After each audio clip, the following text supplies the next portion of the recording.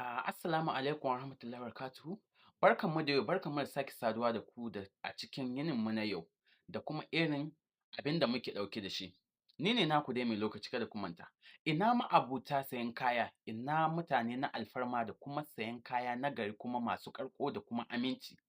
Kada ku manta ku zo a kamfanin nan mai suna Twins and Sele First Class Furniture.